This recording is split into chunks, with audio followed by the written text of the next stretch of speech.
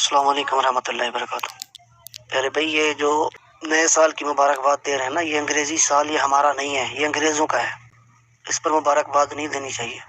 ہمارا سال جو نیا شروع ہوتا ہے وہ محرم شریف سے ہوتا ہے۔ بسم اللہ الرحمن الرحیم۔ تھوڑی ہی دیر پہلے میں نے واٹس ایپ پر ایک وائس سنی جس میں کوئی اسلام بھائی یہ کہہ رہے تھے کہ سال نو یعنی 2024 کی مبارکباد دینا اور ایک دوسرے سے معافی تلافی کرنا درست نہیں، کیونکہ شمسی کیلنڈر جو ہے انگریزوں کا اور ہمارا کیلنڈر تو قمری کیلنڈر ہے، یعنی ہمارا کیلنڈر ہمارا سال محرم سے شروع ہوتا ہے، جنوری سے شروع نہیں ہوتا۔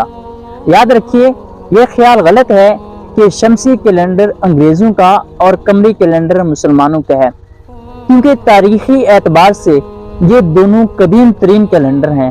قرآن نے سورج اور چاند دونوں کو وقت کی پیمائش کا ذریعہ بتایا ہے اور اپنی مکتوبہ عبادات کے لیے دونوں کو استعمال کیا ہے۔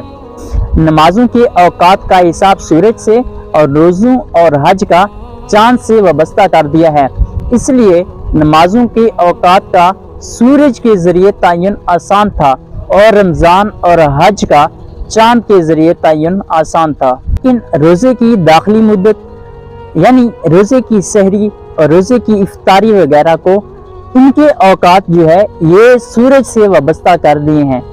ہم روزے کی سحری اور روزہ افطار سورج کے وقت کے مطابق کرتے ہیں۔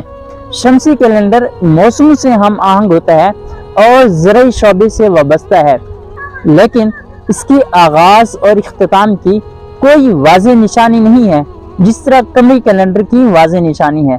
لہٰذا عربوں نے قمری کیلنڈر کو استعمال کیا، اس لیے قمری کیلنڈر کو اسلامی کیلنڈر کہا جاتا ہے، ورنہ عبادات میں کچھ عبادات سورج اور کچھ عبادات چاند سے وابستہ ہیں۔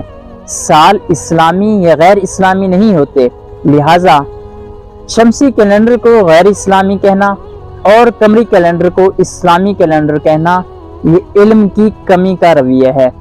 صلو علی الحبیب صلی اللہ تعالی علی محمد صلی اللہ تعالی علیہ وآلہ وسلم۔